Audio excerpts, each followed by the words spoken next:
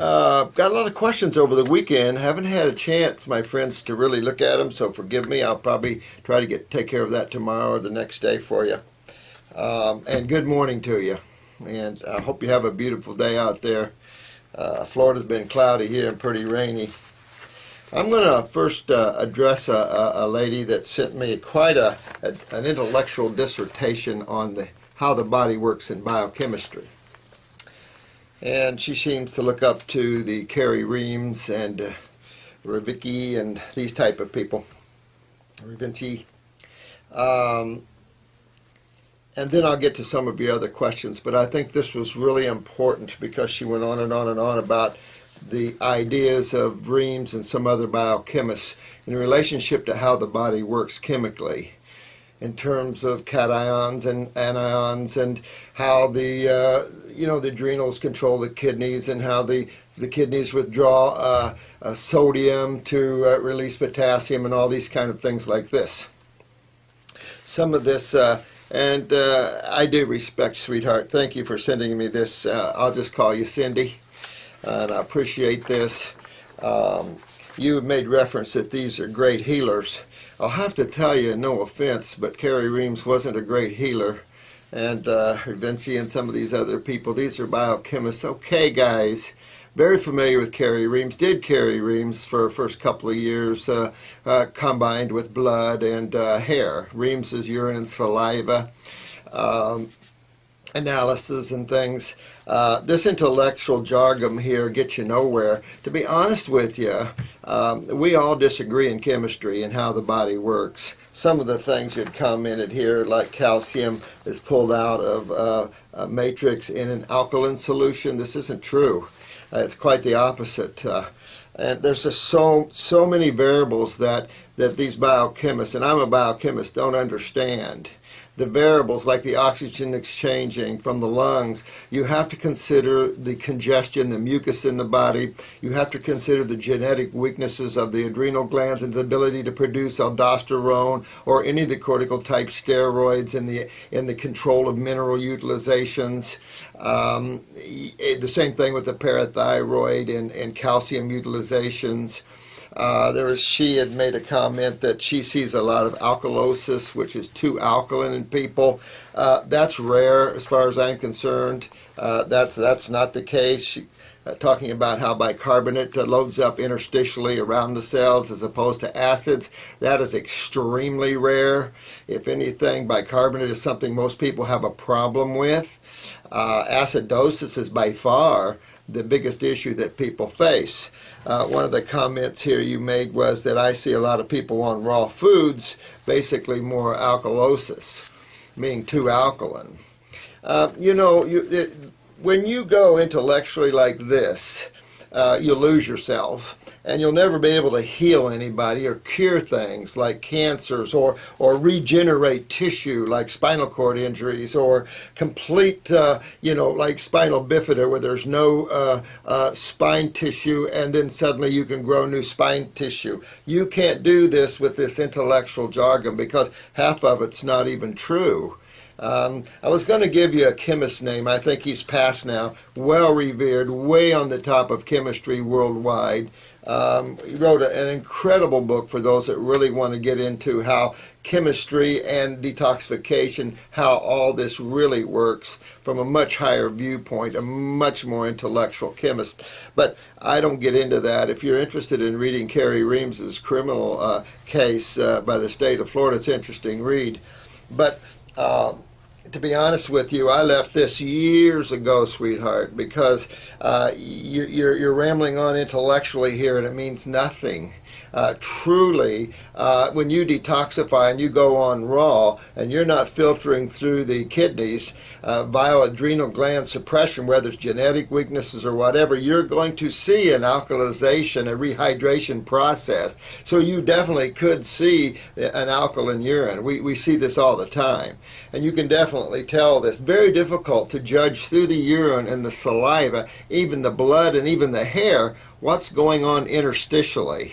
The iris work, iridology, is a far better look systemically in the body to determine what's going on there at the cellular level. the blood types and all this crap's out there. You all can follow that if you want. But it's interesting how I seem to get all these people in here that's been following these programs for years, and they still have major, major problems, particularly lots of cancer. And that's because this is an intellectual jargon. You know, it's time man leaves the mind aside for a while and develops his spirituality. The mind is created creation.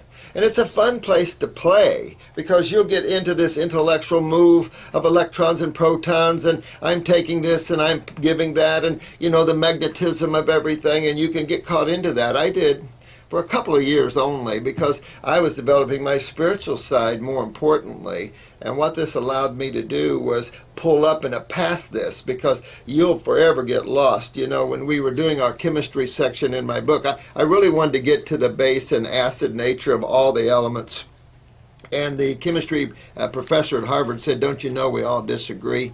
And this is the problem with getting into chemistry here. You have to look at humans as a species.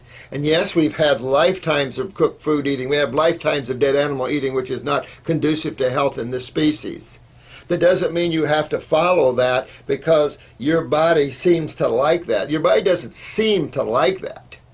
It tastes good and people feel better when they have neurotransmitters supplied to them by the meat. Of course, they have weak adrenal glands and they don't produce enough neurotransmitters, so when they quit eating meat, they feel more fatigued, the nervous system shuts down on them. Of course, you're going to go through some real tough withdrawals, some people. But as a species, you never see what you're saying here in any other species. And as far as blood types or any other types, we're a species. And I have never failed in 40 years to regenerate too much. I've never failed, if you're willing to take a ride, to take you to the top of the mountain where your energy is so intense you can't stand it, where you can start merging with the oneness of all life.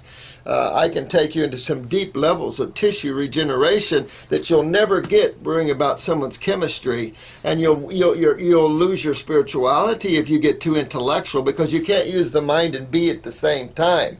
Because as you step back and become more spiritual and you leave that mind behind, you'll see more, you'll know more, you'll start simplifying everything, because that's the only way you can survive spiritually. If you keep everything simple and realize everything's going on, quit worrying about it. Just start eating the foods, at the very least, just start eating the foods your body's designed to eat. And I really needed to talk to you about this, and all of you about this, the biochemical individuality of people. No, the genetic individuality of people, the species as a whole, and what we are physiological as a whole, not individuality. That is true, we're individuals in consciousness, but as a physical form, we're actually universal. And actually in consciousness, we're universal. You know, you end up in spirituality understanding we're all one, and then you start to drop that and realize it's just all God. So, no offense, sweetheart, but if you'll get rid of this Reams guy and all this stuff, I'm very familiar with Kerry, although I did think that the 60-minute special they did on him, it made me think much less of 60 Minutes, where a bunch of guys peed in a jar and Kerry analyzed it, and of course they laughed at that. Well, you're going to find a chemical homeostasis of all chemistry, so that was no big deal. That was stupid of 60 Minutes, a little jokesy. And then they took his chemical and mathematical equations to a medical doctor. Well, of course, and here was some big old fat medical doctor. Well, there's big old fat naturopaths too, so not really aiming that at him. But this big old fat medical doctor looked at his chemical equations, and they asked him, "What does that chemical equation mean to you?" Well, of course it didn't mean anything to him. This was Kerry Reams' life work. And of course, it didn't mean nothing to him. So that's a little underhanded. That's where we're at in America. You know, we try to play this magical smokescreen thing. But no offense, Dr. Jensen was hot on Roche, and you know all these chemical thinkers, not me. And you can if you want. It's okay, sweetheart. I'm not cutting you. I'm just saying that if you want to have fun in your life and you want to heal people like never before, and you want to take people to the top of the mountain, and you have extreme cases like we have, you can't play around with thinking chemistry. Doesn't work. Half of these people are wrong, and half of the way you look at this, half of this isn't accurate. But so forgive me, but let that go. And join the ranks of the high spiritual. Learn detoxification. Learn the fact of raw. No animal on this planet cooks their food. There's no way on this earth you can say that eating cooked foods and dead animals is superior to raw foods. I'm sorry, you don't have the experience to say that. And looking at that, you have to understand there's a process to taking man where we are in terms of generations of cooked food and dead animal eating and beans and all that crap, and bringing you into the vitality and the liveliness of raw foods. No question, it can be a journey, and you can have ups and downs, no question. But let that intellectual side go and you'll be good.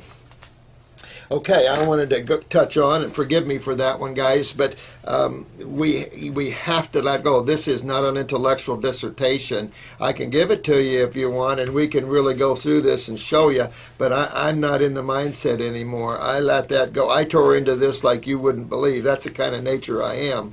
And I can tell you, when you start getting into chemical transmutations and you start getting into antagonistic chemistries and things, and you have to understand the genetic disposition of cells, their inability to produce different hormones and steroids, also the congestion and the mucus accumulation in the body, and how that blocks O2 utilization and absorption. If you start getting into this whole complexity of the body, of where we're at, you'll see these problems, and how you can't judge chemistry from that. There's just no way. Okay, enough said on that one, guys. Now, yeah, someone asked me about cheese and yogurt, and thanks for that guy that, yeah, you know, any of that stuff's crap. You know, if you do a little bit once in a while, I mean, who cares? But if cheese and yogurts are, I got into yogurts for a while after I was raw. Man, boy, did that hurt. Did I fill up with mucus? I mean, I tell you, these type of foods might be good at one level, but you all like the top of the mountain, right? You all want to get on the top of the mountain. You all want to experience the Godhead. You all want to have the greatest health possible. And for those that don't, it's okay. Balance out wherever you want to be. I'm not complaining about that whatsoever. I can't say a thing, you know. Once in a while I'll have a cookie or something, you know. Just the nature of things. I don't sweat the small stuff anymore, let me tell you. It's much better to put your attention toward the Supreme Being and how do I experience the totality of life. That's a far greater rush, let me tell you. So, you know, if you get too strict, you'll find your ego gets too big. Mine did, and you know others that have, and it's you know, it's just part of that. If you look too much to the self, and self-discipline is a great attribute. I love it. I was so strict. I mean, I was so strict I lost all my friends, and that was the problem, you know. So, you know, you want to walk with balance because you want to love everybody. You don't have to like everybody, but certainly you have to love everything. Remember the Jalaladdin Rumi who fell in love with everything. Everything he saw was God. Every atom, every blade of grass. Boy, that is a great story on how you open yourself up to the allness of all life and how you have a blissful experience while you're on this rock spinning through space.